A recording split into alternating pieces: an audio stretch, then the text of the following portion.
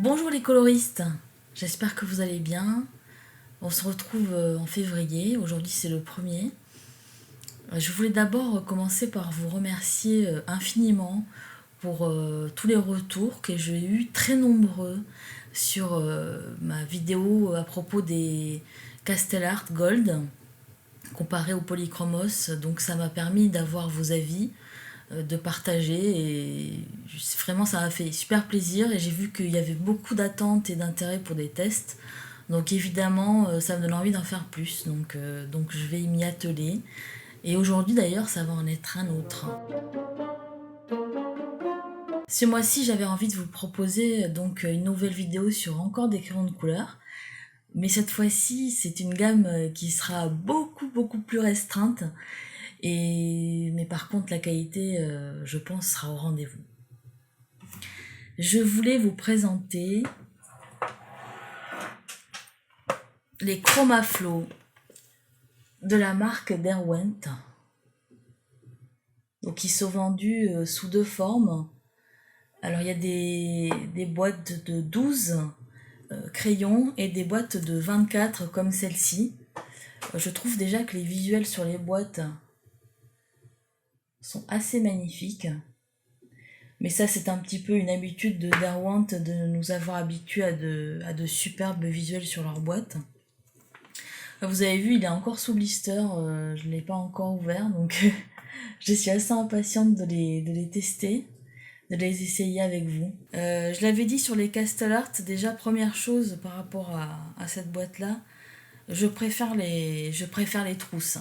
Mais bon, là, c'est un petit peu l'exception qui va confirmer la règle, c'est-à-dire que là, comme il n'y en a vraiment pas beaucoup de crayons, il n'y a pas vraiment d'intérêt à avoir une trousse. En fait, ce format-là reste assez pratique. Bon, on va voir quand même quand je vais déballer, quand je vais sortir du blister, peut-être que je vais déchanter, donc on verra. Mais c'est juste un premier aperçu déjà. Donc Derwent, j'en avais parlé le mois dernier, donc une marque britannique très connue, qui ont pignon sur rue auprès des professionnels. Et déjà d'emblée, je sens que je vais pas être déçue. Mais par contre, vous allez voir qu'il y a une vraie problématique autour de ces crayons, qui pour moi a été un petit peu un frein à l'achat de cette boîte. Pourquoi ils existent en fait ces crayons-là parce que Derwent, mine de rien, ils ont déjà énormément de gammes de crayons de couleur, sans parler de leur autre gamme de crayons aquarellables et de matériel autre. Mais rien que pour rester sur les crayons de couleur, pourquoi les Chromaflow? Quel est leur rapport? Qu'est-ce qui les distingue? Et c'est aussi pour ça que j'ai envie de faire cette vidéo, parce qu'honnêtement, voilà, j'ai beaucoup hésité à faire cet achat. Et là, une fois que je me suis lancée, je me dis, mais on va voir vraiment ce qu'ils apportent. Pour faire un petit récapitulatif, alors je me suis permis d'avoir quelques boîtes de mes crayons Derwent à côté de moi. Donc rappelons qu'ils ont quand même déjà dans leur gamme les fabuleux Color Soft. Donc là c'est la boîte de taille maximale de 72. Alors c'est des crayons qui sont très tendres. Donc en effet, ils sont très poudreux, très doux. Donc ça, voilà, c'est un petit peu la spécialité de cette boîte des Color Soft. Il y a aussi la gamme des Inktense qui pour moi sont mes chouchous, qui sont un peu plus chers d'ailleurs que les Color Soft. Et j'ai pas investi dans la boîte maximale parce qu'à ce moment-là, j'avais pas le budget.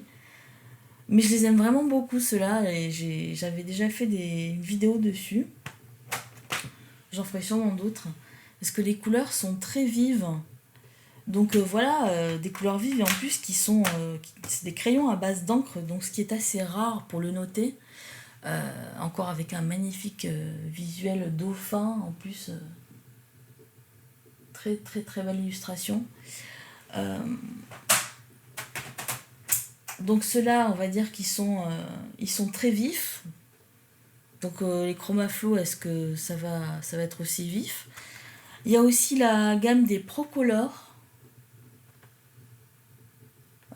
Ça aussi c'est la boîte des 72. Alors eux, ce sont... Alors qu'est-ce qu'ils disent? Sur la boîte, c'est marqué crayon de couleur mine résistante et velouté, couleurs éclatantes. Bon, c'est un peu ce qu'ils disent en fait sur un peu toutes les boîtes, mais ceux-là sont réputés pour être plus secs quand même, hein. Donc voilà. Je pense que c'est peut-être de ceux que j'ai montrés, c'est peut-être les plus anciens aussi.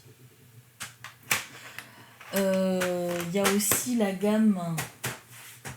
Ah, celle-là aussi, c'est une gamme que j'adore et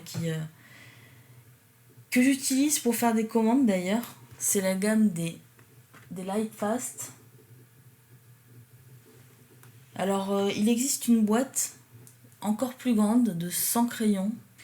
Et ceux-là, bon, je vais pas dire que c'est pas mes chouchous, mais ils sont pas loin d'être mes chouchous quand même. Ils sont aussi excellents, ils sont magnifiques en plus. Les couleurs sont sublimes et elles sont testées et approuvées pour être extrêmement résistantes à l'épreuve du temps, donc ce qui est leur atout principal. Donc je me demande, voilà, est-ce que Chromaflow va apporter quelque chose dans tout ça, en fait, dans ce large éventail? Est-ce que ça va pas un petit peu faire un doublon avec une autre boîte? Où est-ce qu'ils s'inscrivent? Où est-ce qu'ils s'inscrivent? Donc on va voir ça aujourd'hui ensemble.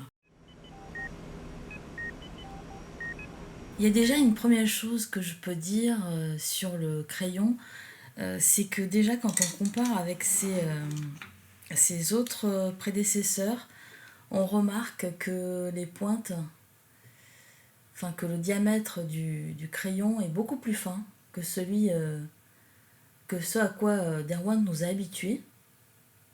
Donc peut-être qu'à l'écran ça se voit pas tellement, mais je vous assure que en sensation de tenue dans la main, c'est beaucoup plus fin.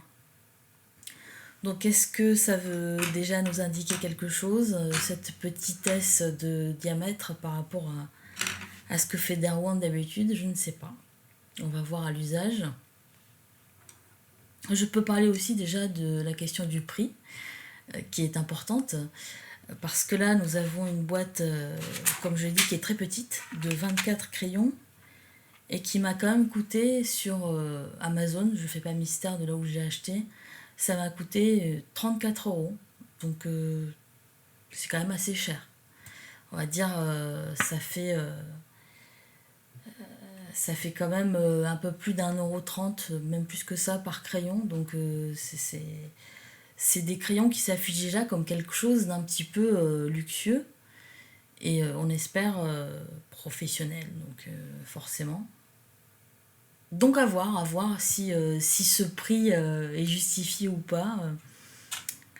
Bah, j'avoue que Derwent quand même, quand on achète un produit Derwent, on paye aussi la marque. Enfin, moi j'ai quand même bon espoir que ça soit pas juste de la poudre aux yeux et de l'effet se reposer sur ses lauriers de la part de Derwent. Je pense que ces crayons valent vraiment quelque chose, mais ça m'intrigue vraiment quand je vais les utiliser.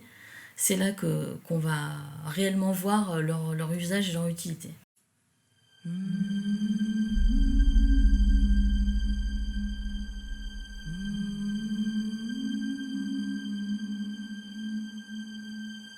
Alors au niveau du sujet que je vais colorier ce mois-ci, je sais qu'on n'est pas dans une chaîne, enfin qu'en tout cas que je dédie pas au cinéma ni aux séries, mais j'avoue que j'ai pas mal flashé en janvier sur une série qui est passée sur Netflix, que vous avez peut-être vue, qui s'appelle Archive 81. Donc c'est une série fantastique, un petit peu épouvante.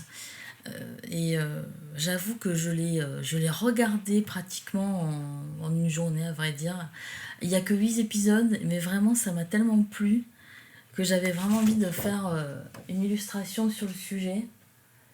Donc vraiment c'est un gros coup de cœur. Ça m'arrive pas souvent de regarder des séries comme ça d'un seul coup, mais là il y avait tout ce que j'aime comme référence. Je sais pas si vous aimez ce genre, et je sais encore une fois que c'est pas le but de la vidéo, mais pourquoi j'ai choisi cette série, pourquoi je veux la faire partager avec vous, c'est parce que pour moi elle réunit toutes les références des bons films, enfin des bonnes séries à suspense et d'épouvante.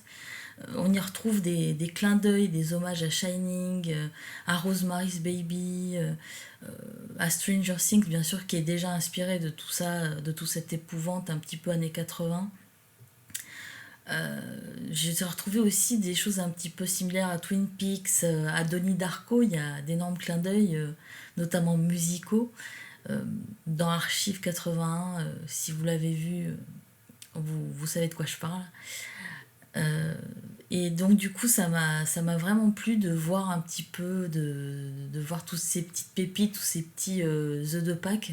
Je, je vais me lancer sur ce dessin et je vais voir ce que les Chromaflow vont faire sur ce papier. J'en attends beaucoup. La pression est plus grosse que pour les Castellars qui pour moi étaient encore tout jeunes et forcément. Là, Alderwant, il a un petit peu la pression de tout leur héritage d'excellence. Donc est-ce qu'ils vont être à la hauteur, ces petits Chromaflow, surtout qu'ils sont que 24. Donc est-ce que ça va être suffisant pour faire un dessin en entier? Et d'ailleurs, est-ce qu'ils sont faits pour faire un dessin en entier ou est-ce que c'est des compléments? Est-ce qu'en fait il faut utiliser les autres boîtes de la gamme pour arriver à faire un beau dessin ou est-ce que ça suffit? Ça aussi, c'est une vraie question. Bah donc, il n'y a plus qu'à. Voilà. Avant de me lancer, j'ai envie de présenter très brièvement le papier que j'utilise pour réaliser ce dessin. Il s'agit d'un papier de la marque Strathmore. C'est un papier donc qui est spécialement dédié aux crayons de couleur. Et j'en attends donc un travail à la hauteur, hein, puisque j'utilise un support spécialisé, ainsi que des crayons d'une marque qui a quand même pignon sur rue. Donc on va voir ce que ça va donner.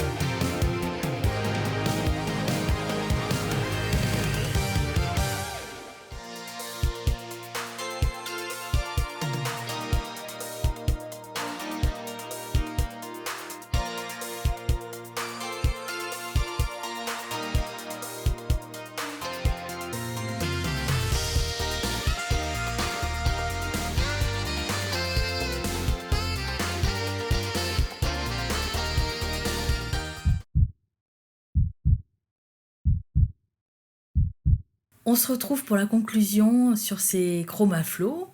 Est-ce que j'ai réussi à percer le mystère de ces crayons? Peut-être pas, mais en tout cas, ce que je peux vous en dire, c'est que j'ai appris pas mal de choses intéressantes. On va faire point par point. Alors, premier point, je dirais que c'est quand même un très bon produit. Je trouve que les couleurs se sont très bien étalées. Les couleurs sont aussi très vives. Je peux vous montrer le nuancier. J'ai trouvé que la gamme colorée est très équilibrée, harmonieuse. Il n'y a ni trop de tons froids, ni trop de tons chauds. Pour 24 crayons, ce qui est peu, je trouve que c'est assez bien. On ne se sent pas frustré. En tout cas, moi, je ne l'ai pas été. Quand j'ai fait ma mise en couleur, je n'ai pas été gênée par ça. Je peux vous dire par exemple que la boîte, au final, que j'avais jugé convenir à ce format-là, au final, ben c'est pas si terrible que ça pour le transport. Donc déjà, je trouve qu'elle ferme pas si bien que ça. J'ai un peu de mal. Donc, si je devais la prendre avec moi en déplacement, je la mettrais dans une petite trousse souple, bien protégée. Ça ferait très bien l'affaire. Donc bon, les boîtes en métal, c'est toujours pas ça en fait. Hein. Je pense que là, pour le coup, Castellart, avec leur trousse, ils ont vraiment bien compris les attentes de nous, les dessinateurs. On aime bien avoir des crayons facilement consultables et dans un endroit bien à l'abri où ils vont pas s'ouvrir et se disperser et se casser, surtout vu le prix que coûtent certains crayons, dont ceux-là. Donc bon. Mauvais point pour la boîte. 24 crayons, est-ce que c'est assez? Oui, c'est assez. En tout cas, pour faire toute une illustration comme moi je l'ai faite, c'est assez. Mais par contre, je me suis rendu compte en travaillant que ces crayons, qui, comme on l'a vu au début, ont un diamètre, un corps de crayon assez petit par rapport aux autres prédécesseurs qu'on fait Derwent, on sent que ces crayons sont faits pour accompagner les autres. Là, j'ai clairement la confirmation, parce qu'au début, j'ai passé beaucoup de temps à faire monter les couleurs. J'ai vraiment mis beaucoup plus de temps qu'avec un crayon qui aurait une mine beaucoup plus épaisse. Ça, je l'ai quand même senti. Et vers la fin, c'est devenu, ce qui était un inconvénient est devenu un atout, puisqu'au final, ça m'a permis de faire des détails assez bien, assez facilement, là où certaines mines n'auraient peut-être pas fait l'affaire, en fait. Donc cette mine petite, c'est pour les fins de dessin, au final. Donc ça veut dire que les Chromaflow, c'est pour finir vos œuvres, en fait. C'est parfait pour apporter la petite touche finale, la petite touche, la cerise sur le gâteau. Je voulais faire un point aussi casse. J'étais étonnée et assez désagréablement surprise qu'un de mes crayons, celui-ci, se soit cassé 5 fois. 5 fois tout simplement dans mon taille crayon qui est pourtant très doux. Et j'ai pas trop compris. Alors est-ce que c'était, regardez la taille de ce crayon-là qui a été taillé normalement et celui-ci. Très clairement, je ne sais pas s'il y a eu un problème de fabrication avec ce crayon ou s'il a été choqué pendant le transport, mais il y a eu quelque chose qui n'a pas été. Pourtant, ça m'a d'autant plus étonné que aucun autre crayon dans cette boîte n'a présenté ce défaut-là. Et sur la boîte, il y a marqué que la casse était quelque chose qui était un petit peu du passé avec ces crayons, parce que la mine était collée à l'intérieur du corps du crayon. Donc on va dire que globalement c'est le cas, mais là il y a eu, je sais pas, est-ce que sur certaines boîtes, si jamais vous les avez, n'hésitez pas à le dire, à me dire si vous avez eu ce même problème que moi, ou si c'était vraiment pas de chance et que du coup celui-là il a eu un dommage. Ça arrive, hein, faut pas non plus être maniaque, mais en tout cas, on va dire que globalement ils sont résistants, parce que quand je les ai utilisés en cours de dessin, j'ai pas eu de problème, j'ai pas eu de mines qui se sont cassées brutalement quand j'ai commencé à appuyer un peu plus, j'ai rien eu de tout ça, donc globalement ils sont quand même très résistants. Au niveau de la durée face au temps de ces crayons, J'ai cru comprendre que Derwent avait fait des efforts de ce côté-là. Il y a même un poinçon sur certains des crayons. Alors comme c'est au début, près du crayon, près de la mine du crayon, pardon, c'est pas forcément évident, ça disparaît vite quand on commence à beaucoup les tailler et qu'ils deviennent plus courts. Mais j'ai vraiment constaté ça. Alors est-ce que ce petit poinçon qui change d'abord de crayon à crayon a ce sens qu'ils ont été approuvés dans un test Lightfast? Je ne sais pas. Donc encore une fois, si vous savez, n'hésitez pas à m'en faire part et à partager avec tout le monde dans les commentaires. Mais il me semble vraiment qu'il y a eu vraiment des choses de fait dans ce sens-là. Et d'ailleurs, ça m'étonne pas, puisqu'encore une fois, Derwent, ils ont quand même fait une marque qui s'appelle Lightfast, comme vous avez vu et vous le savez. Donc ce côté-là de durabilité des dessins et de la couleur à travers les âges, c'est très grandiloquent de dire ça, mais en tout cas, disons que pour une œuvre commerciale, je pense que c'est plutôt bon, enfin ils sont validés. Je crois comprendre que quand même il y a quelques encore réserves du côté de certains professionnels.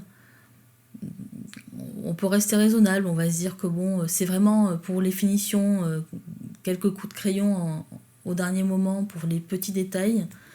Je pense pas que ça porte préjudice à un dessin de commande, donc voilà, pour moi ils sont approuvés. Pour finir, je dirais que en ce qui concerne les chromaflow, pour moi, à défaut d'avoir percé véritablement tous leurs secrets, je dirais que c'est quand même un grand oui. Vraiment, moi ça m'a plu, d'autant plus que voilà, le gros point fort, c'était de pouvoir étaler les couleurs sans problème, avec plusieurs couches. Et j'ai même senti, alors moi pourtant, vous avez vu dans le processus en accéléré, j'ai passé beaucoup de couches, donc vraiment je me suis pas restreinte. Et j'avais l'impression que j'en avais encore sous le pied, donc c'est fou. C'est rare que ça arrive. Donc ces crayons sont quand même d'une excellente facture. Donc c'est oui. Ces crayons sont excellents et ils méritent bien leur pesant d'or, si j'ose dire. Derwent, si vous nous écoutez encore une fois, nous, les youtubeurs testeurs, eh bien, s'il vous plaît, faites-en une plus grosse boîte, ils sont vraiment bien. N'hésitez pas à me dire aussi si vous avez regardé la série Archive 81. Je serais curieuse d'avoir votre avis parce que j'ai vraiment trop aimé cette série et j'aimerais savoir si vous aussi. Donc voilà, petite curiosité mise à part. Merci d'avoir regardé cette vidéo. N'hésitez pas à la partager, à la commenter et à l'aimer. Faites-la circuler, faites-la vivre. Ça m'aide aussi à progresser dans les algorithmes de YouTube. Et avant de nous quitter, j'aimerais aussi vous faire une petite preview, puisque je reste dans le fil rouge de série pour cette vidéo. Je voudrais vous dire qu'en mars, je vais mettre à l'épreuve les Uni, la boîte de crayons de couleur Uni, qui est vraiment un objet en tant que tel d'art. Alors est-ce que c'est juste de beaux crayons à mettre sur son étagère en décoration, ou est-ce que c'est Uni de la marque Mitsubishi? Est-ce que ce sont plus que de beaux crayons d'apparence? Est-ce qu'ils en ont sous le capot, si j'ose dire? On va voir ça en mars. Donc d'ici là, portez-vous bien, colorez bien, et à tout bientôt. Bisous, ciao ciao.